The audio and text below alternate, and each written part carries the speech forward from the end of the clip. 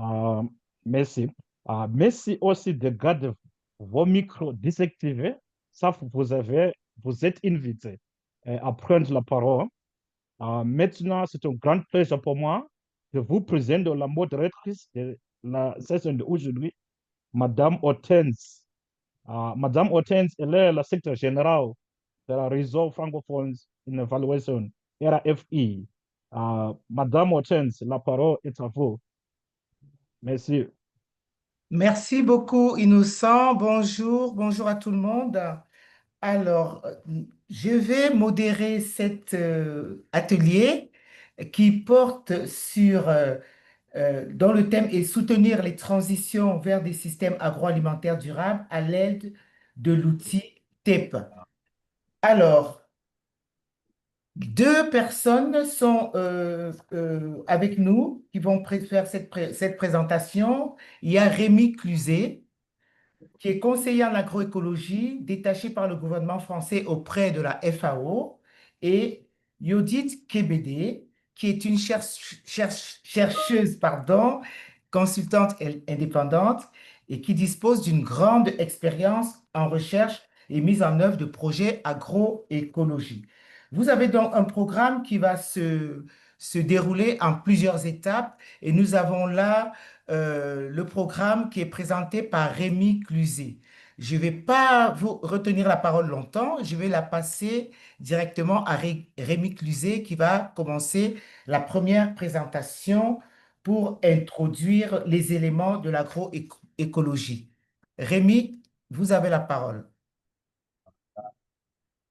Merci Hortense. Donc effectivement, je vais faire une première partie sur la présentation générale d'abord des éléments de l'agroécologie, ensuite de TAPE.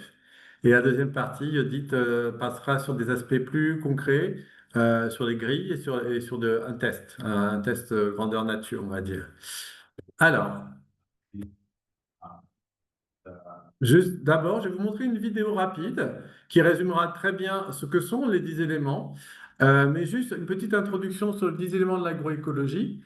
Ils sont importants, pourquoi? Parce que c'est le cadre en fait qui nous a été, que nous avons utilisé pour faire l'outil TAPE. Le gros avantage de ces 10 éléments, c'est qu'en fait, ils ont été validés, avalisés par les pays membres de la FAO. Donc, les 193 pays membres se sont accordés sur ce contenu. Ce qui n'est pas une mince affaire, hein, puisque ça a été des années de discussion sur l'agroécologie, de qu'est-ce qu'on entend par agroécologie. L'idée, c'est de dire, il faut dire effectivement avoir des lignes directrices de l'agroécologie, pas donner des définitions, parce que c'est chaque pays, chaque projet qui a sa définition en fonction de son contexte. Mais en tout cas, donner les 10 points, les 10 points qui nous semblent essentiels à respecter quand on veut pouvoir parler d'agroécologie. Donc, je dis 10 points parce que ces 10 points, ils sont interconnectés. Donc, en fait, c'est pas de dire l'agroécologie, c'est la diversité. Oui, c'est la diversité, mais pas que. Si on veut parler d'agroécologie, il faut aussi parler de valeurs humaines et sociales, parler de gouvernance. Sinon, on considère qu'on ne parle pas d'agroécologie. Donc, c'est ça qui est important, c'est de dire tous ces points sont interdépendants et interconnectés, puisque si on veut que l'agroécologie ait son approche transformative qui fonctionne, hein, ça ne se résumera pas juste à des pratiques au niveau de l'exploitation, hein. Il y aura tous les aspects importants qui seront au niveau social, au niveau gouvernance. Donc, on insiste vraiment sur tous ces aspects. Vous voyez que ces 10 éléments, ils vont être présentés, hein. Il y a beaucoup d'aspects liés aux pratiques, hein, la diversité des pratiques, l'importance des synergies, hein, évidemment, hein, mais pas que. Donc voilà, ce sont les 10 éléments. Donc là, je vous propose une présentation, une vidéo d'ailleurs qui vient d'être finie, traduite en français il y a une semaine. Donc, ça va être très pratique. Avant de passer à la vidéo, si vous êtes habitué à l'agroécologie, vous devez aussi connaître les 13 principes de l'agroécologie. Donc, j'en parle ici tout de suite pour qu'il n'y ait pas de confusion, hein. Les 10 éléments et les 13 principes, en fait, c'est la même idée, hein. C'est l'idée d'avoir des principes généraux. Les 10 éléments sont un langage qui a été validé par les États membres. Les 13 principes ont été faits ensuite par le Comité de la sécurité alimentaire mondiale un an après, en fait, donc en se basant sur les 10 éléments. Donc, en fait, il y a le même contenu, mais il y a deux échelles. On parle de l'une ou de l'autre, peu importe, en fait. Ce qu'il faut juste savoir, c'est comme les 10 éléments ont été validés c'est un langage agréé international. C'est pour ça que nous, on a préféré s'arrimer aux 10 éléments, puisque c'est un langage qui a été voté, qui ne bougera pas. Donc, on va dire, c'est solide.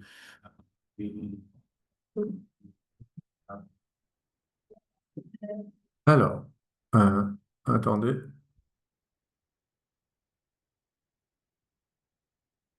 J'ai un petit problème avec mon film.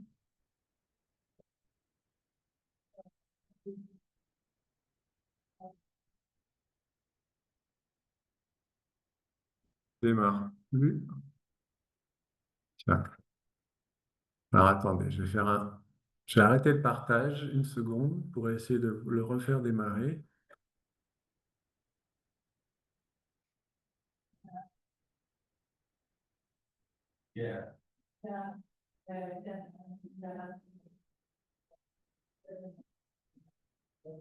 Voilà.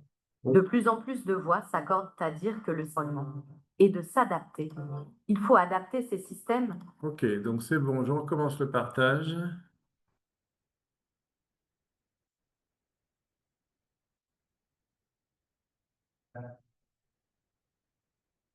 Voilà. De gestion agricole quotidienne pour favoriser la diversité des exploitations.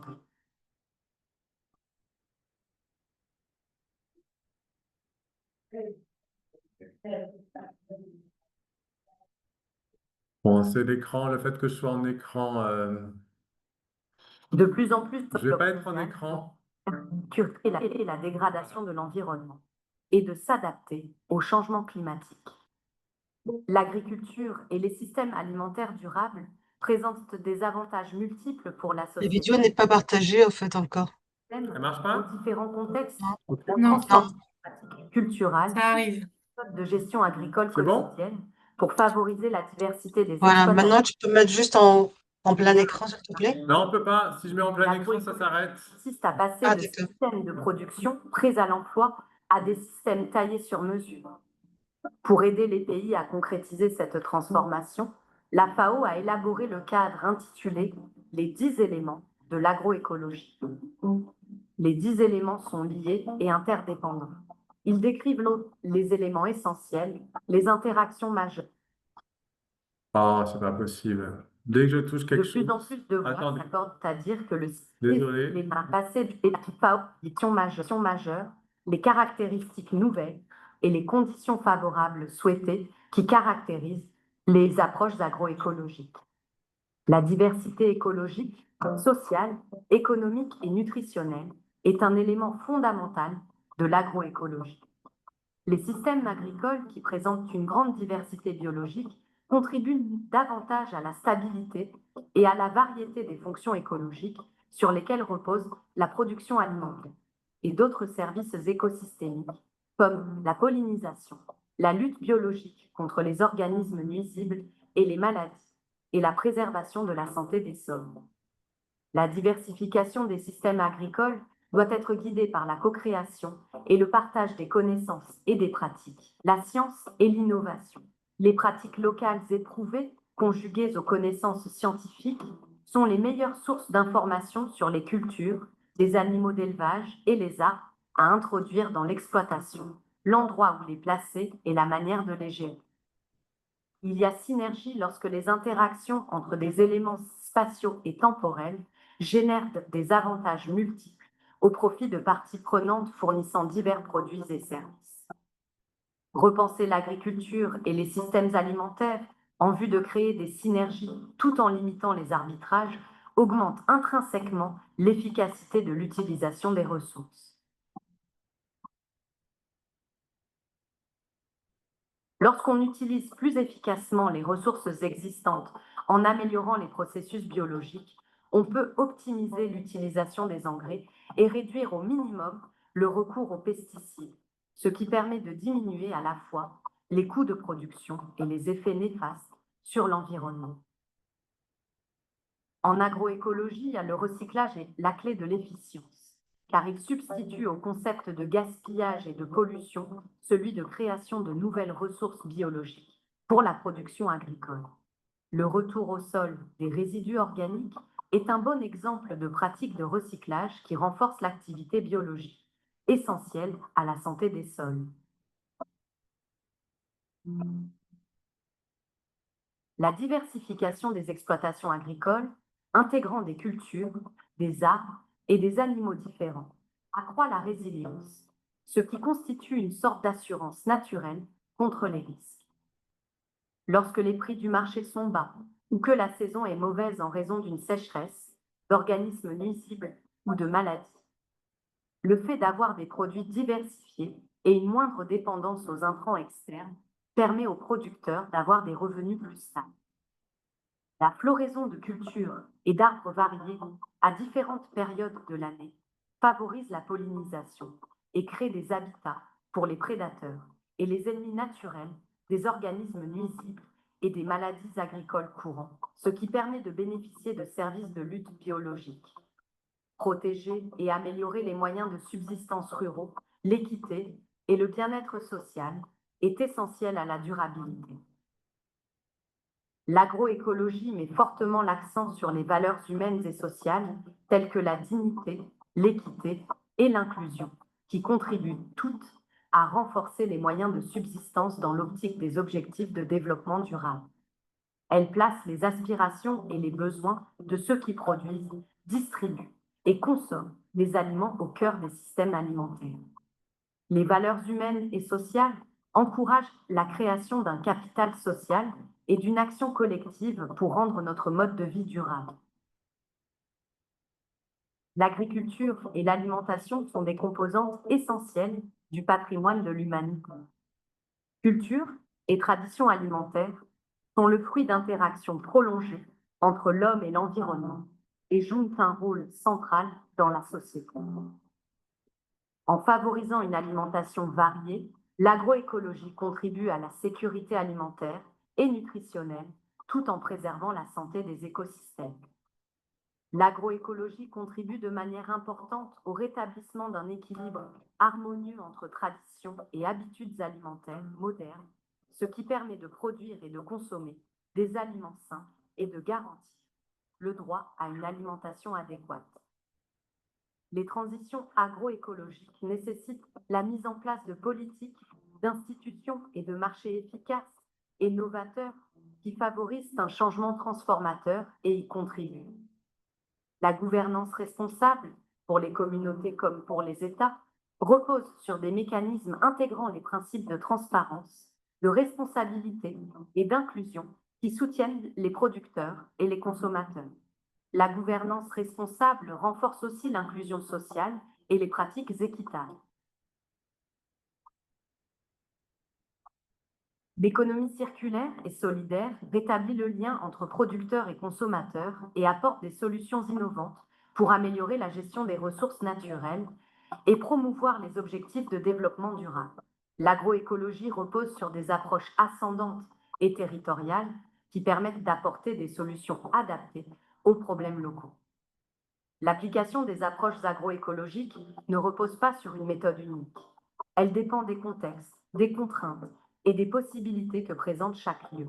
Les 10 éléments constituent un outil analytique pratique qui facilite la prise de décision par les professionnels et les autres parties prenantes lorsqu'il s'agit de planifier, de gérer et d'évaluer les transitions agroécologiques.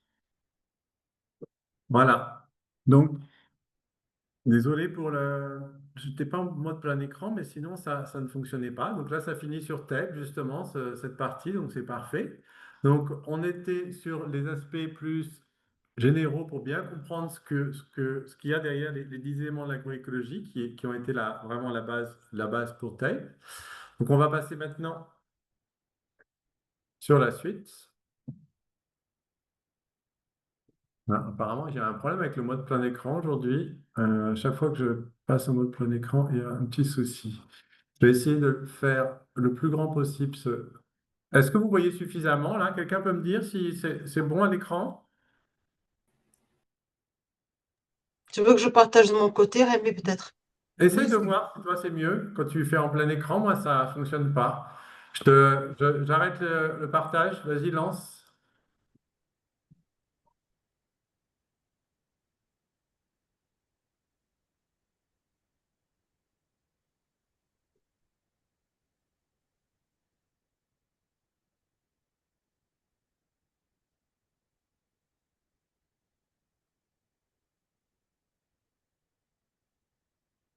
Voilà. Ok. Merci, ça marche. Ok, bon, on va fonctionner comme ça. Donc, Ok, super. l'objectif de l'outil TAPE, hein, euh, l'objectif initial, hein, tel qu'il a été créé il y a 8 ans, enfin pensé il y a 8 ans et demandé par nos différents partenaires, c'était de générer des données probantes mondiales sur l'agroécologie, puisqu'il y avait un grand débat sur l'agroécologie, la FAO menait beaucoup de conférences, et les pays membres nous ont dit, d'accord, l'agroécologie, on voit beaucoup de demandes, mais on aimerait on aimerait des données probantes, on aimerait de l'évidence, en fait. Donc, est-ce que vous pouvez collecter des éléments sur l'agroécologie par rapport à tous les débats qu'on a pu avoir sur la sécurité alimentaire, sur les aspects économiques, sur la difficulté du travail, où il y avait aussi beaucoup de critiques, hein, sur l'agroécologie. Donc, on s'est dit, on va collecter des données pour faire un état des lieux. Donc, c'est l'idée de l'outil TAPE, et c'est pour ça qu'on s'est dit, puisqu'on a l'agroécologie qui est caractérisée par les 10 éléments, on va partir là-dessus. L'objectif secondaire aussi, qui est très important, c'était aussi de pouvoir, par ce biais, soutenir la transition vers des systèmes alimentaires durables, en disant l'agroécologie est considérée comme une des voies pour arriver à des systèmes alimentaires durables. Donc, c'est soutenir la transition vers l'agroécologie, parce que les données peuvent éclairer les politiques publiques. Donc, qu'est-ce qu'on fait avec TAPE? Très clairement, c'est un outil où on va, au niveau de la ferme, faire une enquête. Basiquement, on verra que c'est un peu plus compliqué que ça, mais basiquement, on va faire une enquête au niveau de la ferme. Et au niveau de la ferme, on essaie de comprendre deux choses. Quel est le niveau, pas encore, quel est le niveau de transition agroécologique de la ferme, en un, et en deux, recule encore, et en deux, quelle est la performance? Donc, il y a vraiment deux choses qui sont mesurées, le niveau de transition agroécologique et la performance, sachant qu'on veut avoir une échelle indépendante.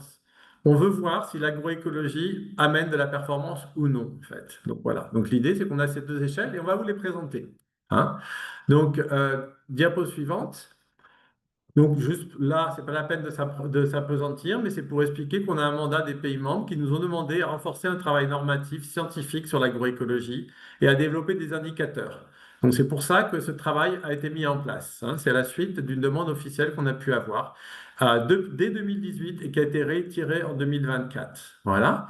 Donc, ce travail, ça a été donc un travail qui a commencé en 2018, où en fait, l'outil TAPE, il a été élaboré à partir des 10 éléments et avec l'ensemble des partenaires dans de toutes les régions du monde qui ont travaillé avec nous sur l'agroécologie. On leur a dit, est-ce qu'on produit cet outil ou pas? Et si oui, comment on fait? Donc on a fait ça ensemble. Donc il y a vraiment un travail participatif qui a été fait avec les différents partenaires. Et ensuite, chacun s'est engagé à le tester dans son pays. Donc il y a eu cette phase de test, hein, qui a duré quand même quelques années où chacun a fait des remontées sur l'outil. Et en fait, l'outil, il appartient, c'est un outil FAO, mais un outil qui a été fait avec les partenaires et qui appartient aux partenaires. En 2023, il a été validé officiellement, après quand même 5 ans, hein, de tests sur le terrain. On s'est tous réunis avec les partenaires et ils ont dit effectivement, nous validons l'outil, la FAO valide l'outil et ils nous ont fait des recommandations pour l'améliorer. Et donc, c'est ce qu'on fait maintenant. Donc ça, c'est la nouvelle phase, c'est la phase de déploiement. Donc, on a eu toute une phase pilote, on va dire, et maintenant, on simplifie l'outil. Alors, l'améliorer, c'est aussi le simplifier, hein. On avait fait simple, mais on s'aperçoit qu'il faut faire encore plus simple. Donc, il faut que les enquêtes soient simples à réaliser, que la visualisation des résultats soit simple aussi pour que tout le monde puisse s'en emparer.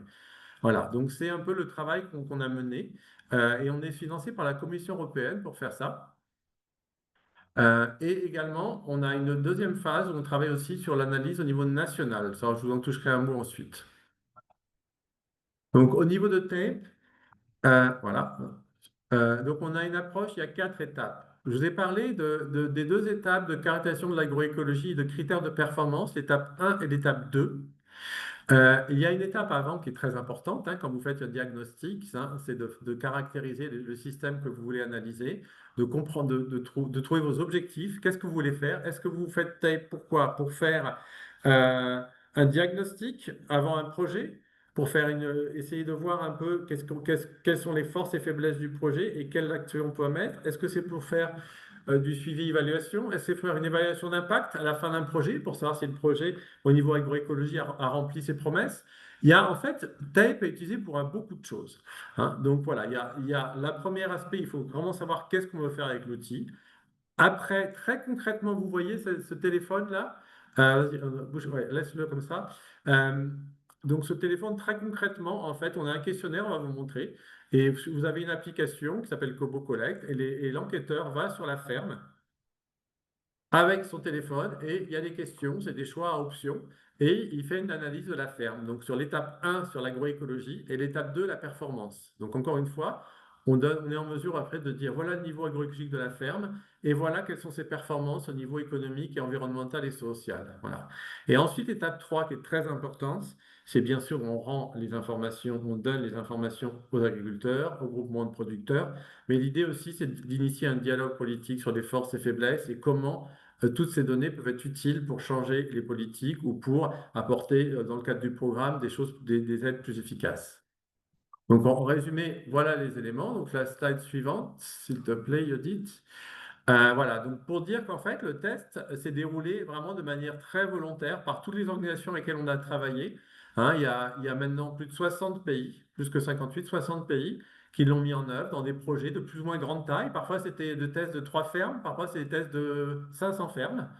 Mais on a eu beaucoup de tests qui ont été faits et avec toutes ces données, donc déjà on a plein d'informations, mais c'est surtout maintenant on a pu améliorer, voir les forces et faiblesses de l'outil et maintenant le simplifier de manière à ce qu'il fonctionne bien.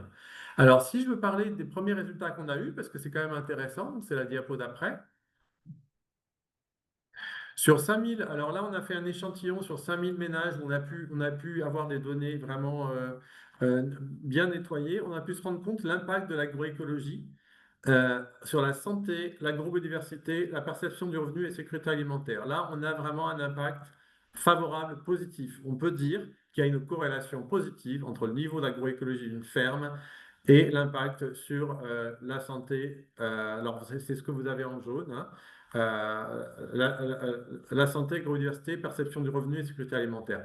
Donc ça, hein, vous allez voir ces indicateurs derrière, comment ils sont calculés. Mais on voit déjà qu'il y a un impact positif et ça, c'est très intéressant. C'est très intéressant de voir ça. Par contre, on a d'autres indicateurs sur l'autonomisation des femmes ou l'emploi des jeunes, où on attendait un résultat positif également, et non, on n'a pas un résultat positif pour l'instant. Alors, c'est un pilote, les données ne sont pas idéales, donc on ne peut pas conclure, hein, c'est des tendances. Et sur ces tendances, on n'a pas vu pas de négatif, vous savez, c'est à droite, c'est-à-dire majoritairement on a du jaune, c'est-à-dire qu'il n'y a pas de relation. Il y a un petit peu de vert, c'est-à-dire c'est positif, mais il y a un petit peu d'orange aussi négatif.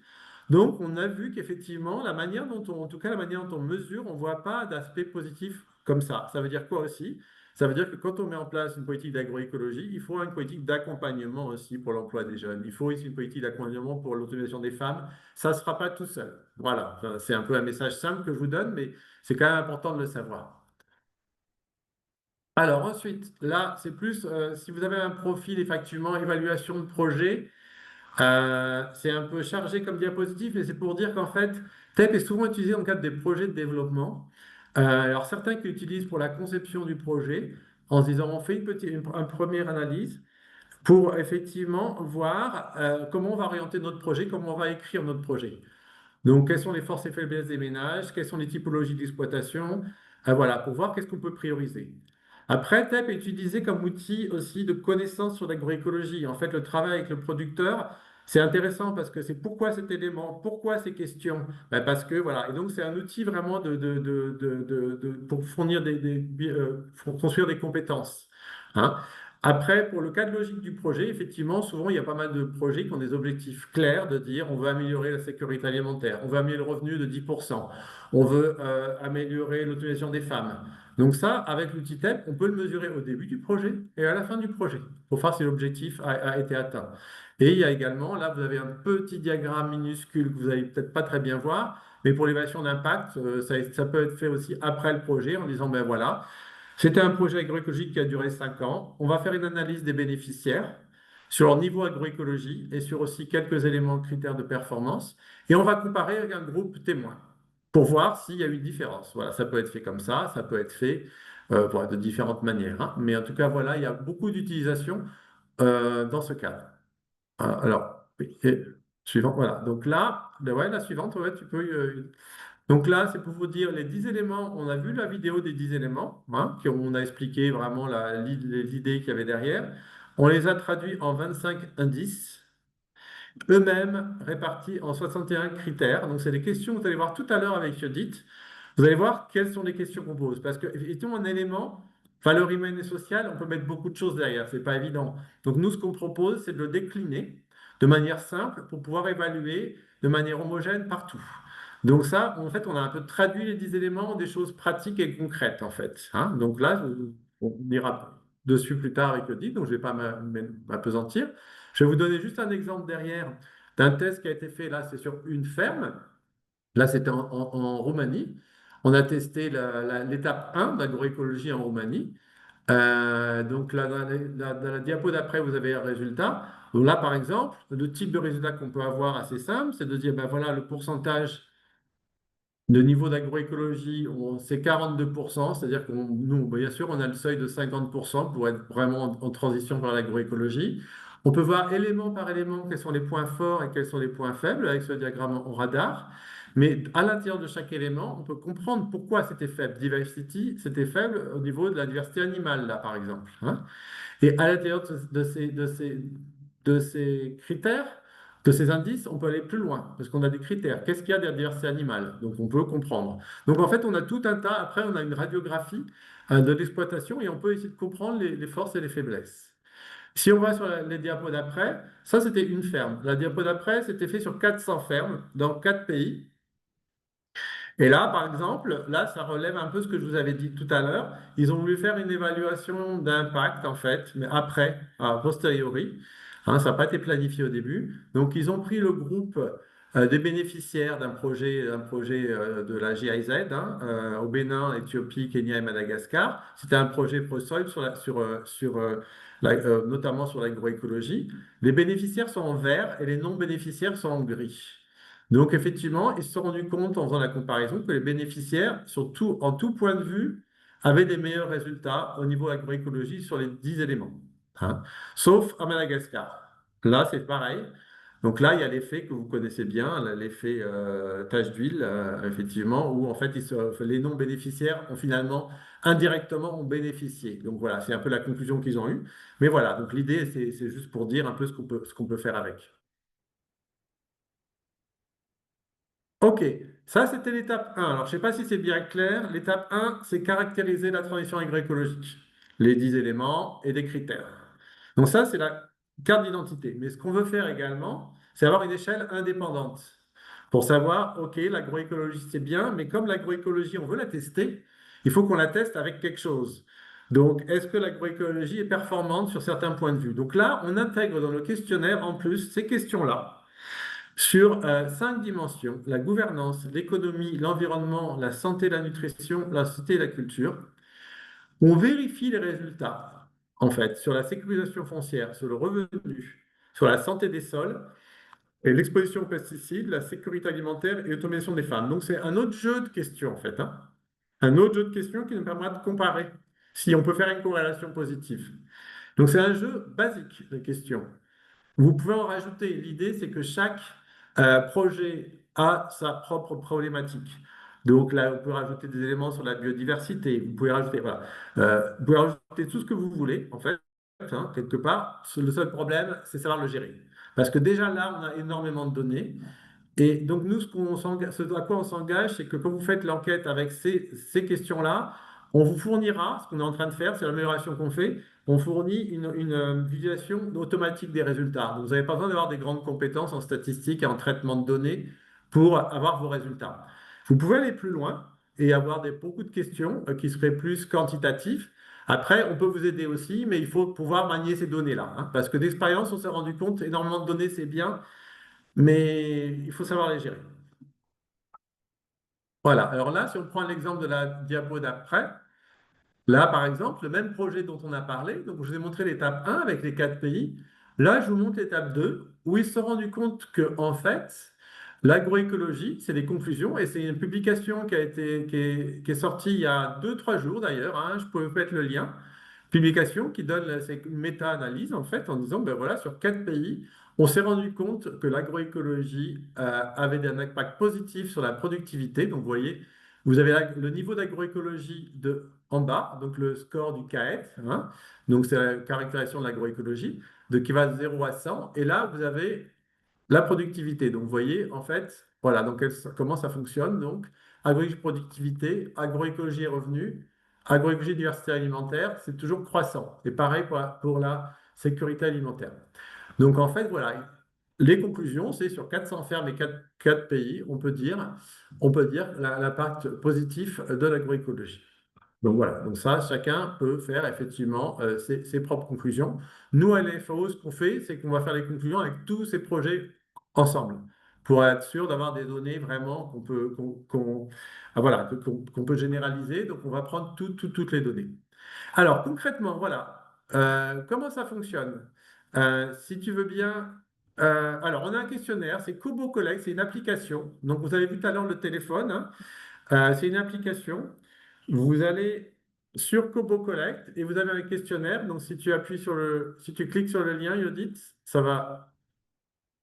Vous allez voir voilà à quoi ressemble. C'est un questionnaire. Ceux qui utilisent Kobo Collect, c'est pas mal utilisé sur le terrain, connaissent. Tu peux descendre. Voilà. Donc, il y a les termes de consentement, hein, très important. Voilà. Et ensuite, vous avez des éléments sur la caractéristique de la ferme, donc on présente l'énumérateur, la description du système, et après, vous avez deux parties. Donc voilà, donc ça tu peux descendre, et après on arrive à l'étape 1. Je vais juste montrer l'étape 1, après on pourra changer. Donc là, on décrit la ferme, hein, bien sûr, et la famille, et le ménage. Et maintenant, voilà, étape 1, le CAET, step 1, c'est ce que je vous ai montré, c'est les questions. Descends un tout petit peu pour montrer, voilà la question, par exemple. Nombre de plantes. Est-ce que vous produisez une diversité de plantes sur votre farm? Non. Une ou deux seulement. Oui, une grande diversité. Plus ou moins, j'ai quatre variétés, etc. Et vous avez des choix intermédiaires. Ça s'adapte, hein. On verra après avec Yodit, ça, vous l'adaptez à votre contexte. En tout cas, voilà globalement à quoi ressemble. Donc, en fait, c'est très rapide parce que vous cliquez, hein. Voilà, vous cliquez et les questions, voilà, sont comme ça. Et vous allez après aller dans le détail de ça avec Yodit, mais là, c'est pour que vous compreniez l'outil, voilà, comment il fonctionne. Donc là, on peut sortir de l'outil du coup et revenir sur.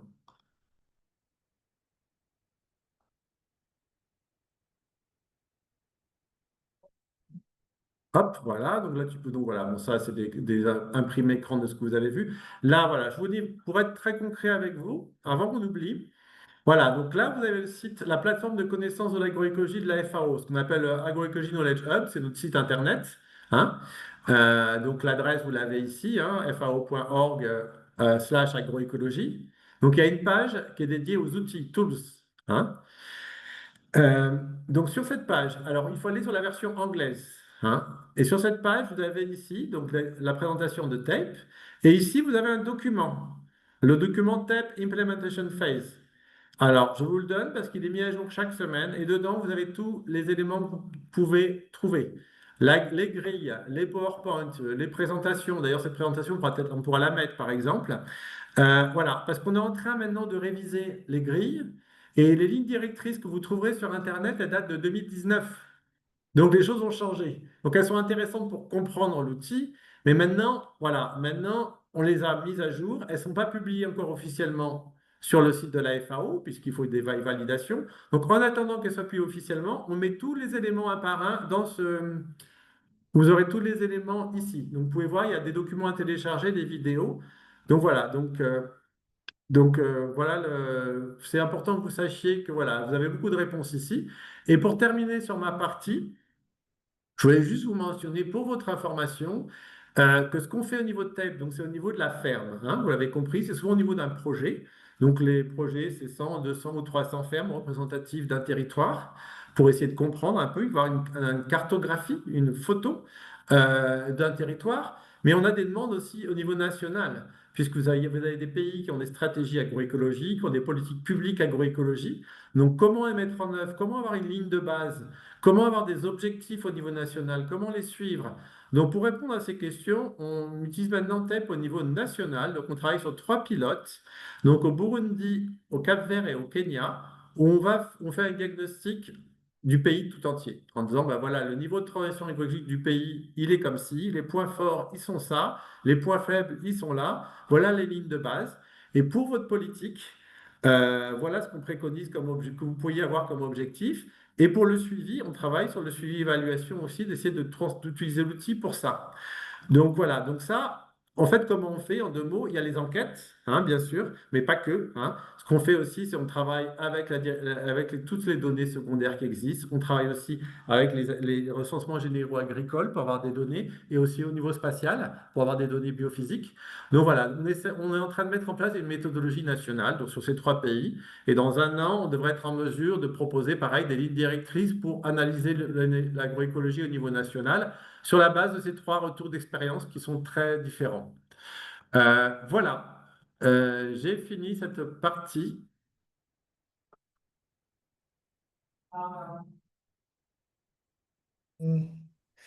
Voilà, merci à Rémi pour cette brillante et intéressante présentation. Chères participantes et chers participants, nous allons passer à la phase de questions-réponses. Nous avons 10 minutes pour ça.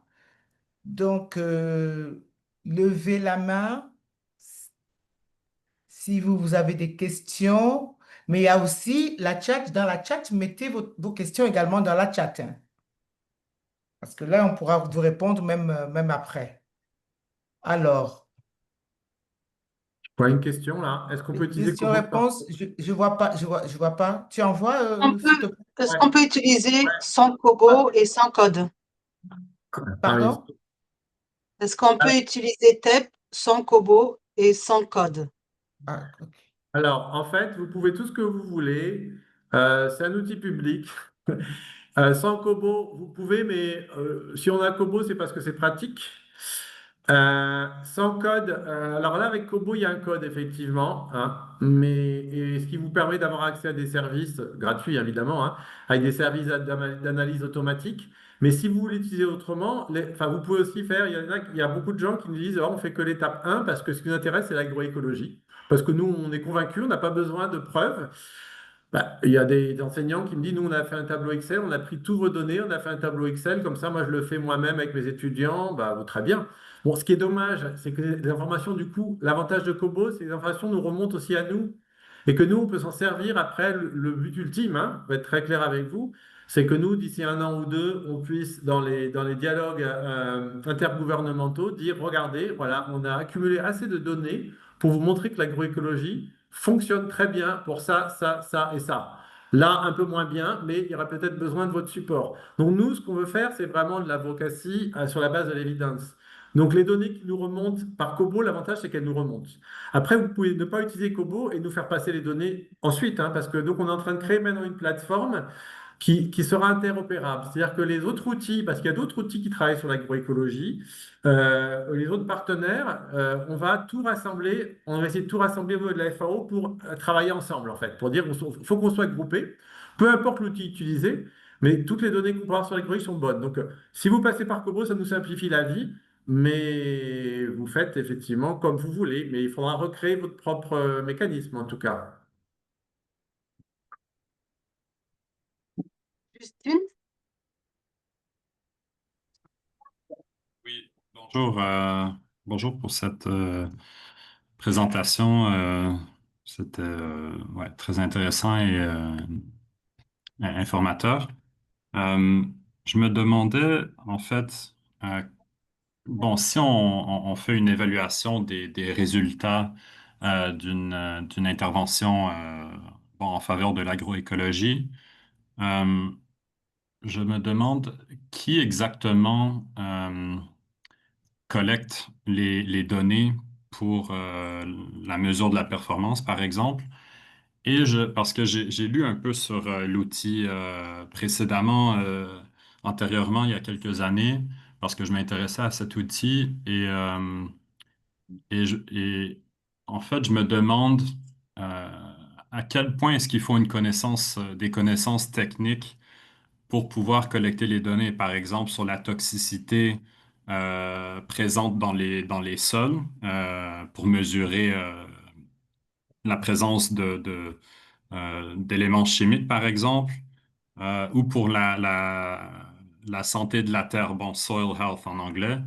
Bon, en revoyant un peu l'outil, j'ai vu qu'on on semble pouvoir faire, on peut évaluer un peu à l'œil, bon, avec les connaissances locales et tout des agriculteurs, mais je me demande qui collecte les données et est-ce qu'il faut des connaissances particulièrement techniques ou est-ce que presque n'importe qui, en principe, peut collecter les données sans grande spécificité ou connaissances techniques, ce qui faciliterait selon moi beaucoup la collecte des données, il semblerait, ou l'évaluation, même le partage local euh, des connaissances et tout ça. Si tu permets, Rémi, on va prendre deux autres questions d'abord.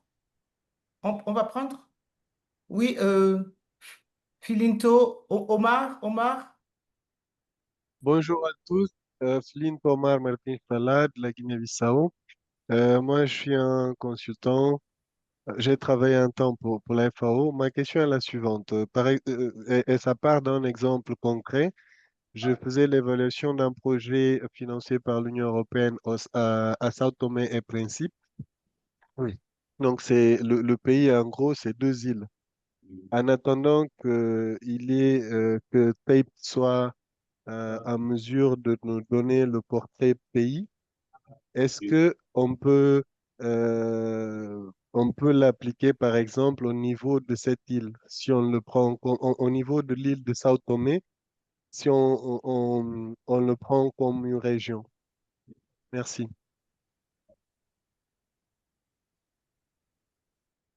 Oui, le suivant, on prend encore une question. Monsieur Jocel. Oui, bonjour. Vous m'entendez? Oui, oui, on vous entend. Vous Allez-y, je m'entendez vous là? en prie. Ok, bonjour, je suis Jocel du réseau SOU de Madagascar. Nous, dans le cadre du projet FFF, on a déjà mis en œuvre un projet avec la FAO dans le cadre du projet FFF depuis 2019. Donc, pour l'année 2026, nous envisageons de faire une évaluation sur le niveau de l'agroécologie que nous avons testé, mis en œuvre depuis 2019. Donc, nous allons faire une activité à propos de ce thème dans notre région, à Madagascar. Il y a deux régions, au centre de Madagascar, en Alamangaye, au nord de Madagascar. Et ma question, c'est que quelles recommandations pourrez-vous nous procurer pour réaliser cette étude? Merci beaucoup. Oui, Rémi, on peut y aller. Ok, donc la première question, Justine, sur les compétences des enquêteurs, en fait. Effectivement, bon, il y a eu tout type d'enquêteurs, hein. Nous, on recommande des enquêteurs qui ont des connaissances agricoles, c'est quand même mieux. Sachant que jusque-là, en général, on propose une formation et on propose là des outils pour cette formation. La première point de formation, on va le voir derrière, c'est une formation sur l'agroécologie. Donc là, maintenant, on a un e-learning qui existe sur l'agroécologie, hein, c'est 4 heures de la FAO. On pense que c'est important que les gens comprennent pourquoi ils posent des questions. Même s'ils n'ont pas des connaissances agronomiques très importantes, il faut quand même une mise à niveau. Donc, on a cette formation qui est un prérequis, enfin un prérequis qu'on suggère comme un prérequis pour bien comprendre l'agroécologie. Et après, effectivement, voilà, c'est mieux d'avoir ces compétences techniques. Et puis, c'est bien aussi de faire dans la formation, de faire un test ensemble. Est-ce qu'on comprend de la même manière les questions? Euh, voilà. Parce que cette interprétation commune est importante pour que les données soient cohérentes, hein. Même s'il y a un biais, si tout le monde a le même biais, à la limite, bon, c'est quand même moins gênant. Mais oui, donc. Après, effectivement, c'est pour ça aussi qu'on a simplifié. En fait, je ne l'ai peut-être pas assez dit, mais la première partie est assez simple sur l'agroécologie. La deuxième partie sur l'impact, vous parliez de la santé du sol, vous parliez de la toxicité des pesticides, ça devient un peu plus technique. Et là, on a eu dans notre passe pilote de 4 ans, on a eu beaucoup de données où il y avait des erreurs. Vous voyez très bien, même sans y être, que ce n'était pas possible, les réponses étaient complètement incohérentes ou pas possibles. Donc, on perd beaucoup de temps avec ces données. Et en fait, on ne peut pas vraiment les utiliser. Donc, le parti pris qu'on a, c'est justement de dire on ne veut pas des spécialistes. Donc, on va poser des questions assez simples avec des options. Et c'est des choses assez générales. Par contre, la santé du sol, on l'a gardée. Et là, on propose une méthode simple pour évaluer la santé du sol. Mais si on n'est pas agronome, c'est vrai que, comme vous dites, nous, on dit aussi demander à l'agriculteur, demander, parce que ce n'est pas une certification. Je veux dire, on est dans une confiance, en une discussion avec l'agriculteur. On ne cherche pas à tester. Donc, qui vous aide à évaluer aussi le sol. On a des 10 critères hein, qu'on utilise. Mais voilà, c'est toujours, il y a toujours cette petite imprécision. Mais le projet que je vous ai montré, on a fait en parallèle des analyses de sol et on a utilisé notre système très simple. Et on s'est rendu compte que finalement, notre système archi simple n'était pas si mal. Les analyses de sol, c'est quand même quelque chose, hein. Il fallait faire plusieurs analyses, il faut ensuite les envoyer. Enfin, ça a été très très lourd. Mais comme c'était un projet ProSol, ils voulaient vraiment aller plus loin. Et donc, nous, ce qu'on propose, c'est qu'il y a il y a ces 7 critères qui sont simples. Et en fonction de vos compétences, eh ben, vous faites, par exemple, pour ces biodiversité, c'est quand même super de compter, de faire des comptages d'arthropodes, de faire des comptages de pollinisateurs. Mais si vous ne savez pas faire, vous ne savez pas faire. On ne va pas vous demander de le faire. Mais si vous savez faire, vous avez des partenaires qui savent faire, bah, faites-le. Alors avant, on avait un peu une idée de dire on veut que tout le monde fasse la même chose pour avoir toutes les données au niveau mondial. Maintenant, on se dit que, par exemple, le comptage d'arthropodes, s'il y a 10 projets qui le font, bah, c'est déjà super. 10 projets avec 300 fermes. Si j'ai 3000 retours là-dessus, je pense que je pourrais déjà tirer des conclusions intéressantes, même si ce n'est pas 30 000. Donc maintenant, on se dit, laissons faire les choses bien, même si c'est moins, il y en a moins qui le font, si c'est bien fait. Donc voilà, il y a plus de flexibilité pour adapter en fonction de ce qu'il y a. Omar, pour Sao Tomé, bah, oui, au niveau d'une île. Donc c'est vrai que le Cap-Vert fait partie des TEP nationales qu'on fait, il y a 8 îles. Quand c'est une île et que c'est pas trop grand, si on fait un échantillonnage raisonné, on peut déjà avoir un intervalle de confiance pas trop mauvais. Donc, il faut voir aussi le nombre d'enquêtes que vous pouvez faire, mais ça peut être tout à fait imaginé, hein, voilà. Et pour Madagascar, le conseil que je peux vous prodiguer, c'est déjà ben, rentrer en contact avec l'équipe qui a fait TEP en Madagascar. Déjà, le ProSol, il y avait quelque chose qui a été fait à Madagascar. On a pas mal on a des contacts là-bas. Vous pouvez rentrer en contact avec eux et après, on peut voir avec vous pour la méthodologie parce que c'est ça qui est très important, hein. Souvent, les partenaires viennent nous voir après. Il faut venir nous voir avant pour l'échantillonnage. C'est qu'est-ce que vous voulez faire, comment vous voulez le faire et on vous conseille sur l'échantillonnage. Parce qu'après, c'est trop tard. Si vous choisissez mal les fermes que vous enquêtez, vous ne pourrez pas tirer les conclusions que vous voulez. Donc, juste sur la méthodologie, on peut vous conseiller. Et voilà, donc ça, il n'y a pas de problème. Vous pouvez nous contacter également. Bien, merci beaucoup pour tous ces conseils. Donc, Rémi nous a bien fait comprendre qu'il est possible d'avoir accès à des formations sur l'outil qui a une approche assez flexible, mais donc vous aurez la possibilité de vous former là-dessus. Merci encore. Nous allons poursuivre avec la deuxième étape et nous allons écouter Madame Yodit Kebede. Yodit, je vous en prie. Merci beaucoup. Donc, moi, je vais aller vraiment vous présenter dans l'outil dans le détail. Rémi a déjà présenté le cadre de référence donc, qui est utilisé pour l'agroécologie, qui sont les 10 éléments de l'agroécologie, et les associés à ça, les différents indices par élément.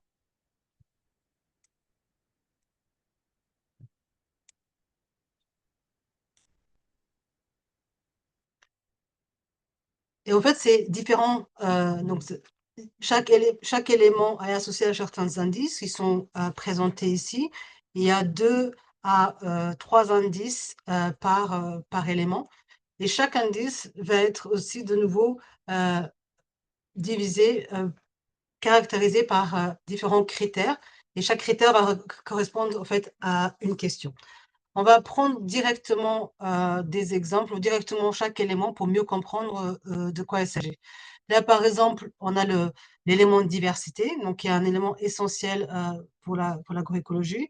À l'intérieur de ça, on a 3 indices qui sont la diversité végétale, y compris la diversité en termes de fourrage, en termes d'arbres.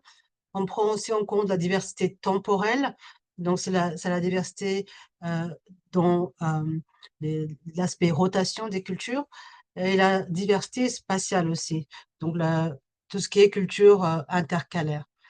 Il y a aussi donc l'indice de diversité animale donc, qui est pris en compte. Donc ces 3 indices ensemble vont caractériser la diversité l'élément de diversité.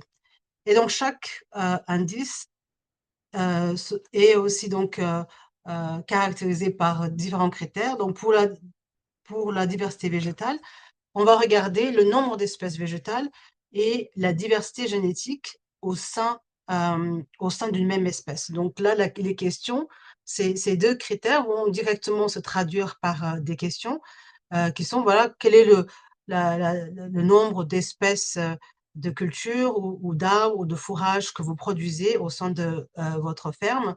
Et là, il va y avoir un scoring, une notation qui va aller d'un système qui va être peut-être orienté vraiment vers la monoculture, avec peut-être juste une ou deux cultures, à un système de polyculture avec une grande diversité de plantes. Et cette diversité et ce scoring, on va l'adapter au contexte donné. Par exemple, là, dans le questionnaire, nous on dit s'il y a plus de 6 espèces, on va donner le score le plus élevé. Mais ce score, en fait, il est vraiment à adapter dans le contexte dans lequel on se trouve, parce qu'avoir 6 cultures différentes, c'est peut-être pas possible, par exemple, dans une zone qui serait très aride.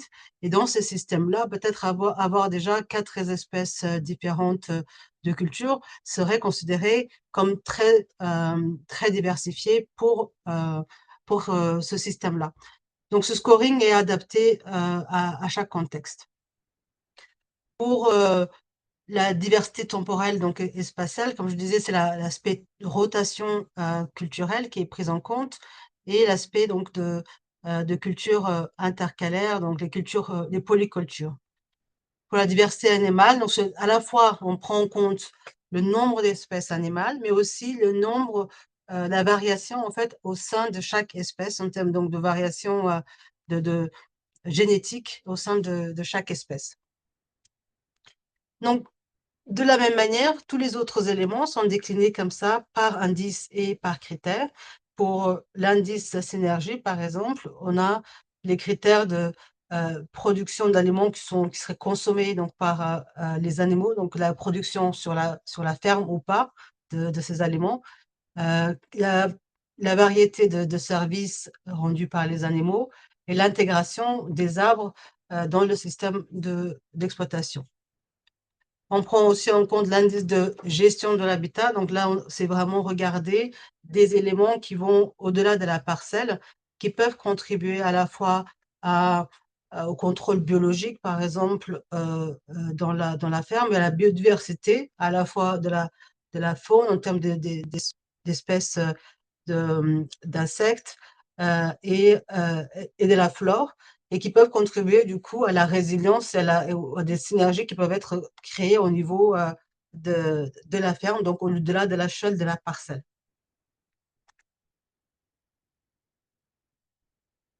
Pour le recyclage, on a deux indices, c'est l'utilisation des semences et races. Donc, est-ce que les semences et les races qui sont utilisées sont produites localement, donc soit au niveau de la ferme, soit au niveau du village, des villages avoisinants, ou aussi est-ce que l'agriculteur va faire une sélection donc, de ces semences de manière à vraiment favoriser ces semences locales où il y a une dépendance à des semences qui viendraient donc de l'extérieur.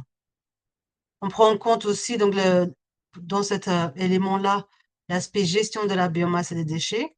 Donc, ce qui va consister à regarder comment est-ce que les résidus organiques sont réutilisés, est-ce qu'il y a des déchets non organiques qui sont générés, comment est-ce qu'ils sont aussi traités, est-ce qu'il y a une réutilisation ou bien justement un problème autour de ces gestions-là. En particulier, on regarde aussi la place de l'utilisation du plastique, qui est une problématique dans pas mal de contextes de production où il y a de plus en plus de plastique utilisé et qui a un impact à la fois sur l'environnement, mais parfois aussi sur la santé des animaux. Pour l'indice efficacité, on a pour l'élément efficacité, on a 3 indices: la gestion de la fertilité des sols, la gestion des ravageurs et des maladies, et la consommation d'eau et d'énergie. Et donc là, c'est-à-dire qu'on va regarder quels sont les cycles. Est-ce qu'il y a une utilisation en fait, de plantes fixatrices d'azote? Est-ce qu'il y a un recyclage, une application des nutriments au niveau donc de la ferme? Est-ce qu'il y a une utilisation de mesures écologiques préventives au niveau de la ferme?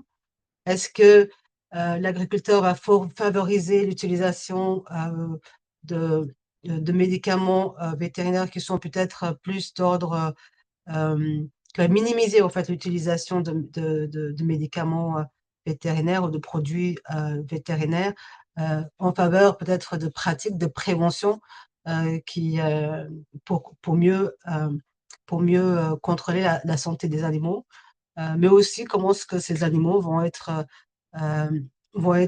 au niveau de la ferme en termes d'espace de vie de ces animaux-là et de l'hygiène dans laquelle ces animaux-là se trouvent. Enfin, sur l'aspect consommation d'eau et d'énergie, c'est donc est-ce qu'il y a des techniques d'économie d'eau qui sont utilisées au niveau de la ferme, en particulier quand l'agriculteur fait de l'irrigation, quels sont les systèmes qu'il met en place pour limiter l'eau utilisée? Et aussi, est-ce qu'il y a plutôt une utilisation d'énergie renouvelable ou ou est-ce que l'agriculteur est dépendant de beaucoup d'énergie qui viennent de l'extérieur? Pour l'élément résilience, on regarde à la fois la résilience au niveau biophysique, donc les pratiques de conservation des sols, par exemple, mais aussi la résilience sociale et économique, et aussi la santé, la nutrition et la gestion donc des animaux. La résilience sociale et économique, là, on parle vraiment de l'appartenance en fait de l'agriculteur à des systèmes d'entraide ou de coopération, de coopératives qui sont formelles ou informelles, qui contribuent qui contribuent à la résilience de l'agriculteur en cas de problème, par exemple, de crise au niveau climatique, mais aussi de manière générale, qui est un espace d'entraide et de partage aussi à la fois de connaissances et de semences, etc. On regarde aussi en termes de résilience économique la diversité des activités de subsistance. Donc, au-delà de la pratique agricole, quelles sont les autres activités qui sont pratiquées par l'agriculteur? Les pratiques de conservation de sol, ben, c'est ce qui concerne la maintenance d'une couverture permanente au niveau du sol pour réduire l'érosion éolienne et l'érosion par l'eau. Est-ce qu'il y a une limite du labour profond qui peut engendrer une baisse de fertilité sur le long terme et aussi empêcher la filtration de l'eau? Est-ce qu'il y a un contrôle d'autres pratiques en fait, de contrôle de la dégradation des sols qui sont mis en place? Au niveau de la santé, nutrition et des animaux, on regarde à la fois comment est-ce que la nutrition et la santé de l'animal est gérée et comment est-ce que les conditions de vie des animaux, comment est-ce qu'elle est respectée et est-ce qu'elle respecte le bien-être aussi animal. Donc, comme vous avez vu déjà, on a touché à des éléments donc de la définition de l'agroécologie qui concernent à la fois des aspects biophysiques, mais aussi des aspects sociaux. Et un élément social qui est assez important, c'est tout ce qui est culture et tradition alimentaire. Est-ce que, donc là, qui touche à la diversité alimentaire et l'autosuffisance alimentaire de l'agriculteur et de sa famille, et aussi, un peu plus que le niveau ménage, c'est tout ce qui concerne le patrimoine alimentaire local et traditionnel au sein duquel l'agriculteur peut être impliqué ou pas. Et donc là, on regarde donc la diversité alimentaire de l'agriculteur lui-même et de sa famille. Est-ce qu'il y a une autonomie en termes de production agricole au niveau de la ferme? Quel est aussi quel type d'utilisation quels sont les types de traductions culinaires et aussi en lien avec l'agriculture dans lesquelles l'agriculteur est impliqué et est-ce qu'il valorise aussi ces patrimoines et au-delà d'y participer, est-ce qu'il il voit l'importance de valoriser ce patrimoine-là.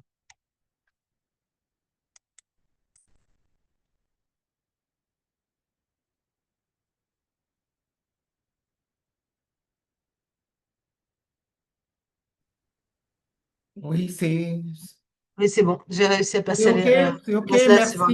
Merci, Ouais. Judith, pour cette présentation, cette explication. Maintenant, nous sommes rendus à la phase de questions-réponses. Vous avez des questions, vous levez la main, s'il vous plaît. Je ne vois pas de main levée, sauf si c'est moi qui vois mal.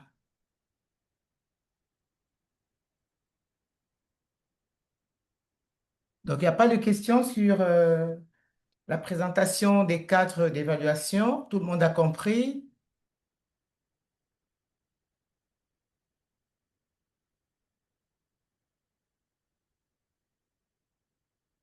Il y a des applaudissements. Pas de questions. Donc, s'il n'y a pas de questions, nous allons passer à l'exercice pratique. Peut-être que c'est ce que les gens attendent, je crois. Hein, Madame Judith? On attend peut-être les D'accord. Allô? pratiques. Oui? Oui, Allô, bonsoir. Oui, bonsoir. bonsoir. Ok, je suis docteur Dao de la Côte d'Ivoire. Allô? On vous Oui, écoute. Posez votre question, s'il vous Ok, plaît. d'accord. Ma question, on va dire, ça retombe aussi sur le cours précédent. Alors, nous ici, nous sommes en train de nous initier un peu à l'agroécologie, mais je voudrais savoir comment procéder, par exemple, au recueil des données sur la diversité des cultures, on va dire des plantes locales que les paysans utilisent à l'échelle du pays. Voilà. Alors, la question de savoir quels sont les principaux acteurs qu'il faut adresser, qu'il faut toucher pour pouvoir avoir ces informations de façon plus pratique, vraiment en lien avec peut-être l'utilisation de l'outil TIP. Voilà. Merci.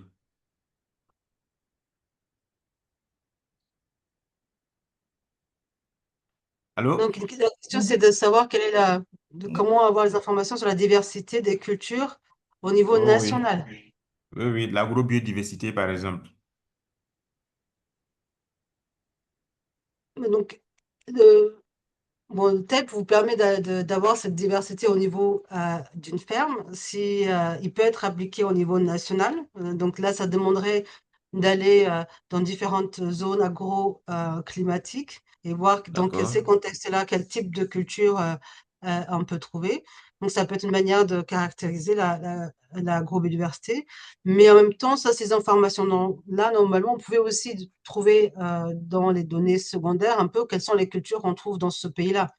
Il y a peut-être pas forcément, ça dépend de l'utilisation que vous allez faire de cette information, mais D'accord. on peut trouver quand même ces informations dans des publications sur, voilà, dans ce pays-là, on trouve ce type de culture, ceux-là, ils sont consommés, ceux-là ne sont pas consommés, etc. On peut avoir une sorte d'aperçu de ça avec les données secondaires. Oui, Ok, je voulais dire, puisque vous savez, donc il y a eu une préfiguration de TEP national fait en Côte d'Ivoire. d'accord.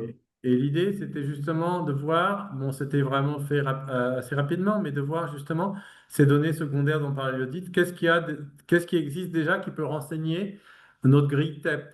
Et c'est vrai que sur la diversité des cultures, il y a toute une tas de sources de données, mais au niveau des recensements agricoles, je pense que les données, enfin, en général, il y a des questions sur les cultures et sur les variétés. Enfin, après, ça dépend de chaque pays, hein.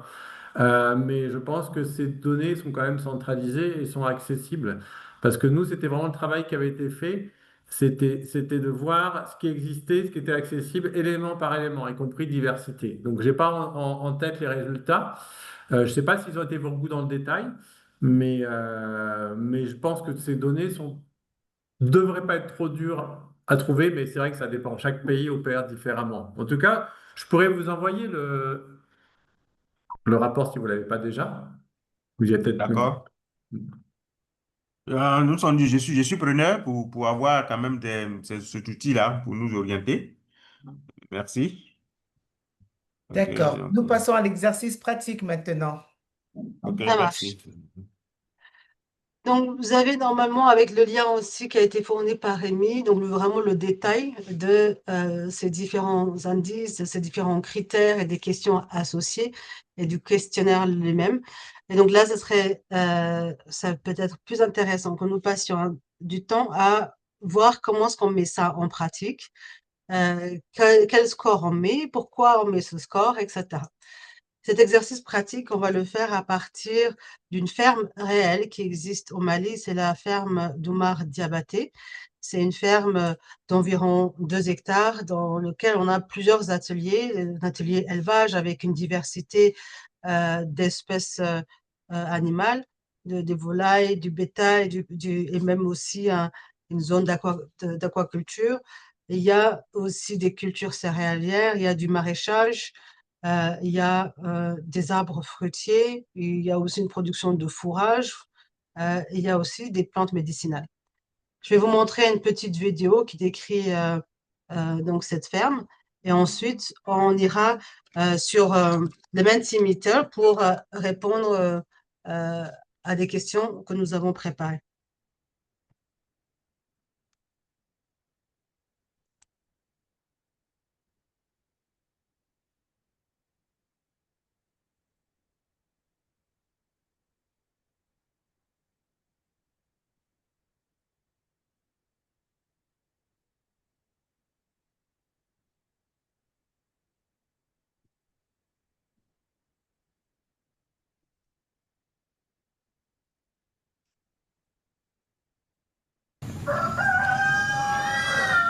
Vous entendez Dans le sa son? ferme située à une trentaine de kilomètres de Bamako, Oumar Diabaté, agronome et vétérinaire de formation, pratique depuis une dizaine d'années l'agroécologie. Un concept basé sur le respect des écosystèmes qui permet d'obtenir des rendements élevés malgré l'aridité des sols du Sahel. Donc, au fur et à mesure que tu billes, au fur et à mesure tu enlèves les herbes. Au début, ce n'était pas facile de montrer ça aux agriculteurs parce qu'ils pensaient que j'avais autre chose, une autre notion que j'utilisais, une notion sûrement maraboutique que j'utilisais parce que le sol que j'avais acheté ici, c'est un sol qui était très pauvre, l'herbe ne poussait même pas. Dans le jardin d'Oumar, aucun produit chimique n'est utilisé. Compost et fumier font office d'engrais naturels, et pour maintenir la fertilité du sol, Oumar pratique la rotation des cultures. En guise d'insecticide, il associe à ses pieds de tomates une plante soigneuse. La tagette, non seulement il fait attirer les insectes sur les fleurs, les insectes ravageurs et autres, donc ça permet à la tomate de pousser très tranquillement. Mais en même temps, la tagette produit jette des dégâts de substances nématocides dans le sol, donc il nous permet de lutter contre les nématodes qui parasitent la tomate à partir de la racine. La mixité culture-élevage permet de recycler les déchets animaux comme fertilisants et d'utiliser les mauvaises herbes et autres résidus végétaux pour nourrir les bêtes. La production d'Oumar est récoltée 2 fois par semaine et livrée directement à ses clients réguliers.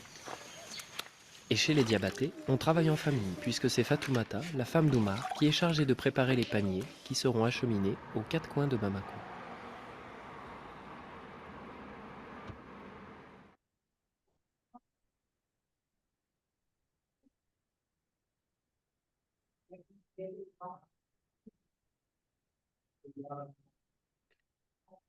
Alors, nous allons passer donc à la phase de questions qui est sur Mentimeter.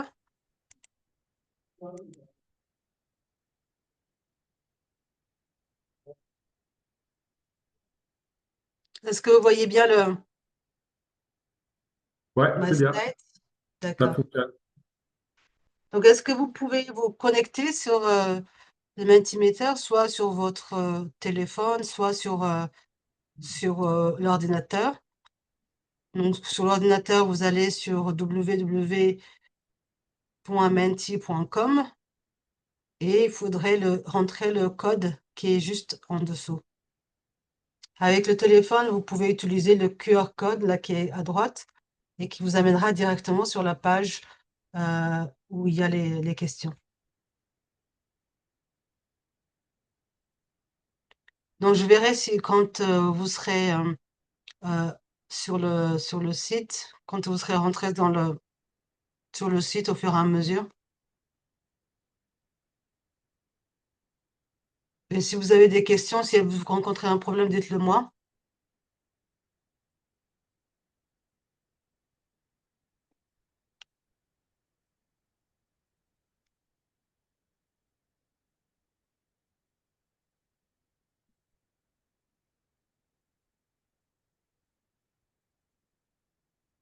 Je vois 6 personnes qui sont... 18 personnes qui sont déjà connectées. Bienvenue, bienvenue. 19, qui dit mieux? 20.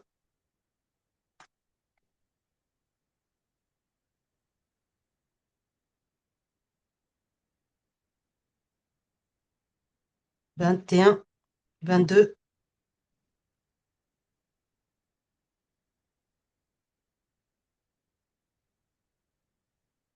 J'attends d'être au moins à 25 pour commencer.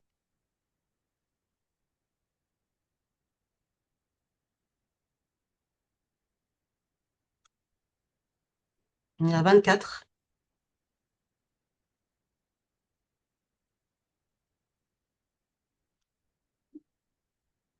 25, ok.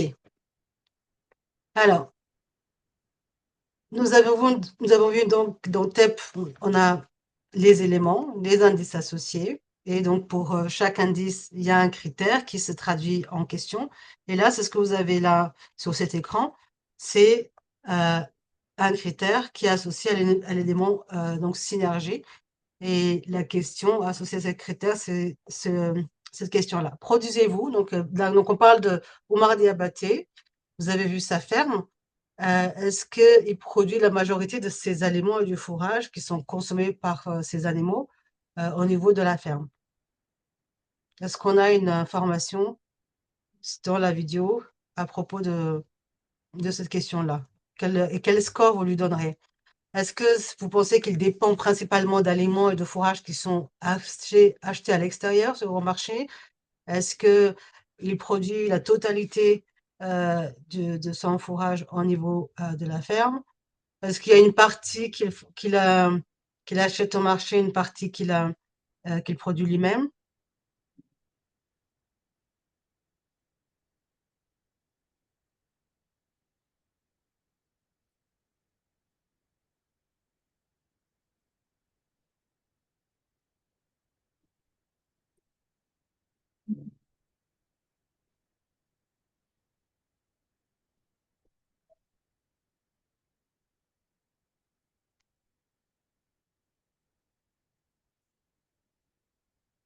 Et donc là, on a une majorité des gens qui pensent qu'il est complètement autonome en termes de fourrage. 15 réponses pour l'autonomie, donc pour le score 4.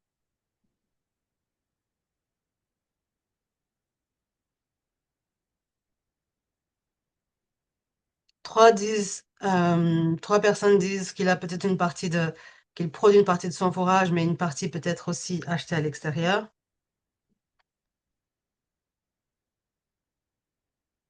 Et il y a une personne qui dit qu'il dépend principalement d'aliments qui viendraient de l'extérieur.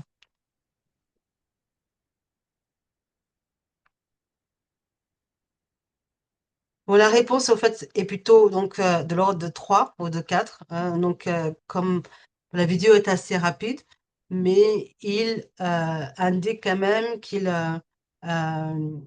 on voit donc en présentation de la vidéo, comme je vous disais, il a une diversité d'ateliers au sein de sa ferme, dont aussi la production de fourrage. Donc, il il va essayer, il essaie Omar Diabaté d'optimiser en fait sa ferme pour aussi produire les aliments pour ces animaux. Peut-être il achète une petite partie d'aliments à l'extérieur, ça on n'a pas l'information. Donc la réponse de 3 ou de 4 est en fait la réponse juste à cette question. Question suivante. Est-ce que Omar Diabaté cultive des arbres en même temps que des plantes et élève-t-il aussi du bétail dans son système de production? Donc, en fait, est-ce qu'il a un système de culture, de polyculture élevage?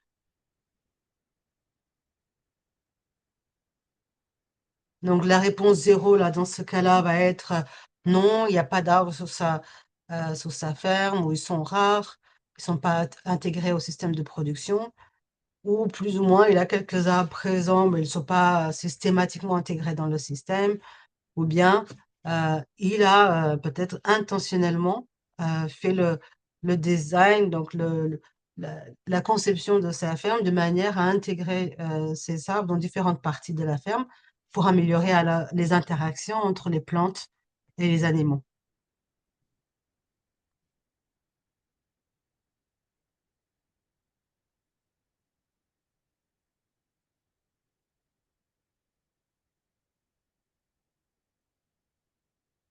Oui, donc la majorité des gens a répondu qu'il a intentionnellement planté des arbres dans différentes parties de la ferme pour améliorer les interactions entre les plantes et les animaux. C'est ça la réponse vraie. Donc, il a la réponse correcte pour cette question.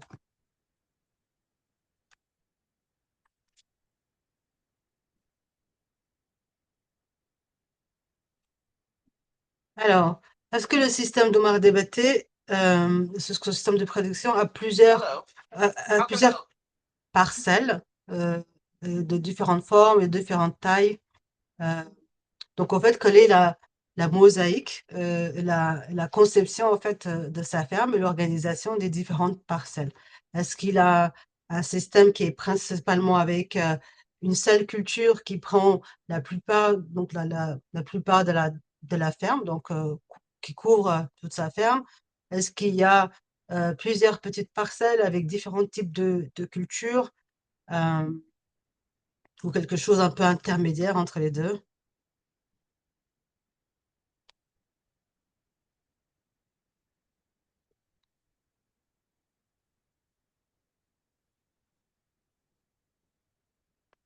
Et donc là, je vois que la majorité des réponses va vers la réponse 4. Donc, il a un système où il a pas mal de petites parcelles. Donc, oui, donc il a vraiment conçu en fait son système pour diversifier les types de cultures. Il a aussi en fait des parties qui sont pas cultivées, qui laissent un petit peu peut-être avec des éléments un peu plus naturels ou des fleurs qui contribuent aussi donc pour la pollinisation, qui contribuent au contrôle biologique, etc. Donc la réponse était la réponse juste était la réponse 4, pardon.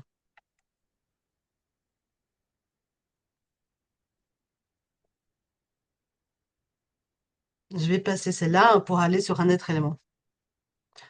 À votre avis, comment est-ce qu'Omar Diabaté gère la fertilité des sols et est-ce qu'il utilise des matières organiques telles que le fumier, le compost et les résidus de culture ou de paillis sur sa ferme?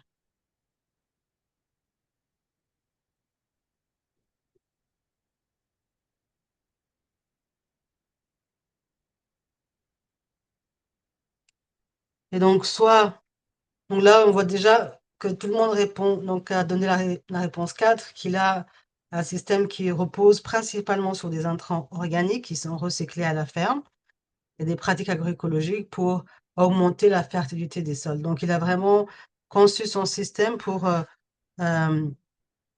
augmenter la fertilité en utilisant d'autres cultures et aussi en utilisant différentes pratiques de gestion de sol qui augmentent la fertilité. Donc, je pense que vous avez compris le principe et de ce que j'ai vu des réponses jusqu'à présent, ils allaient en direction du système que vous avez vu. Donc, c'est assez... Oumar Diabaté, dans sa ferme, est assez exemplaire en termes de ferme agroécologique. C'est quelque chose qui n'a pas été fait, qui a été fait sur du long terme, hein. Quand il a trouvé le terrain, c'était un terrain assez, assez vierge avec rien comme culture, comme il disait dans la vidéo.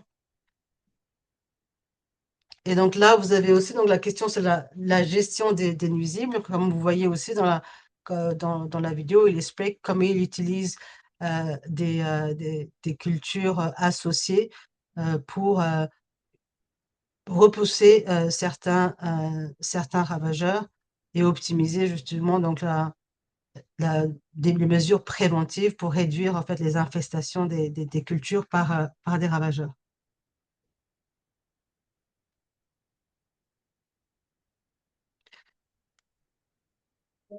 Merci beaucoup.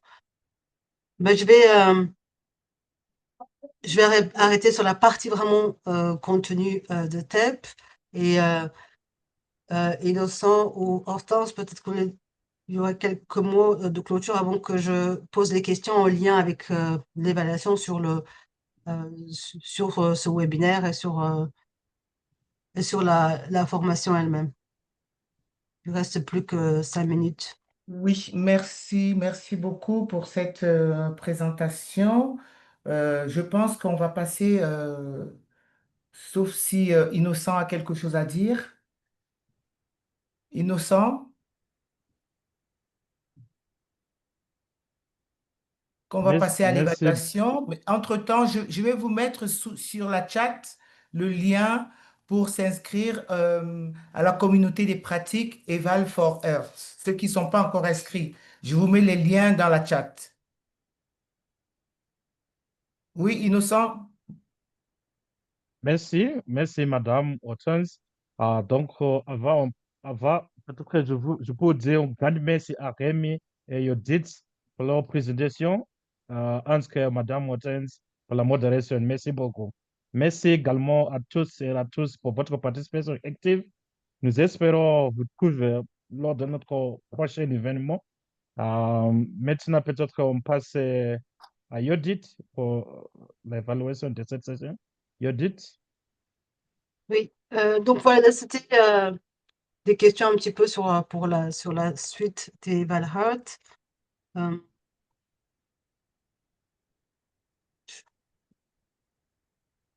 suis pas sûre d'avoir les questions d'évaluation en français, excusez-moi,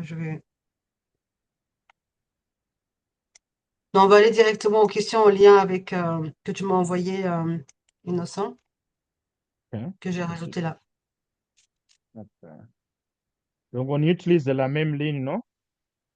Même ligne, Oui, même code. oui, Merci. c'est la même page. Il y a 30 personnes qui sont connectées.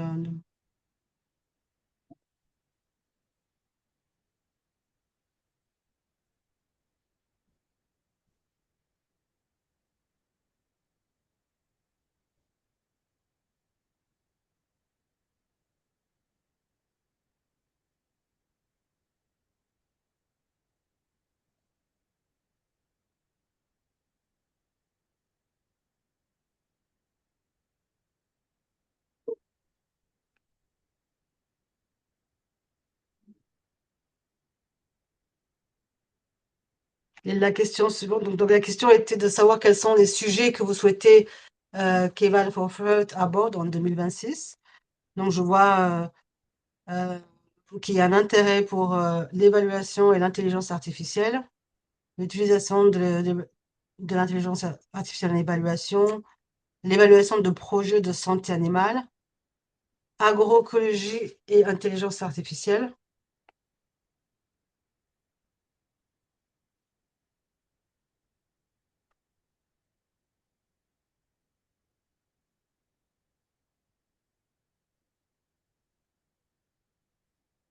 La personne qui a écrit le niveau d'agroécologisation, s'il pouvait un petit peu détailler un peu Parce qu'en fait, l'outil qu'on a présenté aujourd'hui, l'objectif justement était on a montré en fait l'étape 1 de cet outil TEP, permet justement d'évaluer le niveau d'agroécologie d'une ferme, le niveau de transition d'une ferme vers l'agroécologie.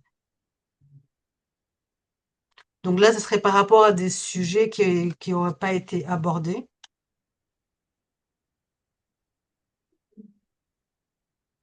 Donc, ce qui ressort vraiment là, c'est l'aspect qui sont revenus plusieurs fois, c'est changement climatique, évaluation, changement climatique et agroécologie, et et évaluation et intelligence artificielle, les jeunes et l'évaluation, les approches structurelles en évaluation. Ok.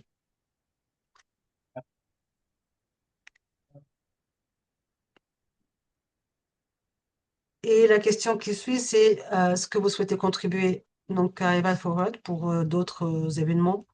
Et si oui, est-ce que vous pouvez laisser votre contact et contacter Innocent, par exemple?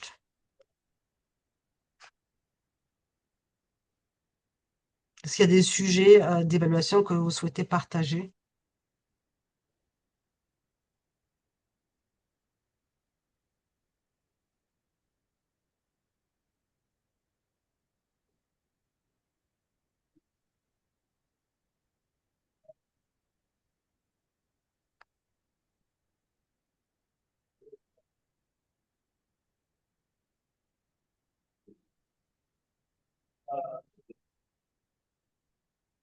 Voilà, le multimédia reste ouvert et je vous laisse continuer à compléter vos réponses. Et je redonne la parole à Hortense pour clôturer le webinaire. Oui, merci encore à toutes et à tous pour avoir participé à ce webinaire sur l'outil TEP. Merci à Rémi Cluzet. Merci beaucoup à Yodit Kébédé pour ces belles présentations. À mon sens, ce n'est qu'un début, ce n'est qu'une étape. Il y a la suite. Déjà, inscrivez-vous sur les plateformes. Et comme a si bien dit Rémi, vous pouvez bénéficier de formations concernant cet outil. Et merci beaucoup à mon cher collègue Innocent qui m'a permis de faire cette modération. Sur ce, je vous remercie. Merci. Merci beaucoup. Merci, au revoir. Au revoir. Au revoir. Merci, au revoir. Muito obrigado. Merci. De nada.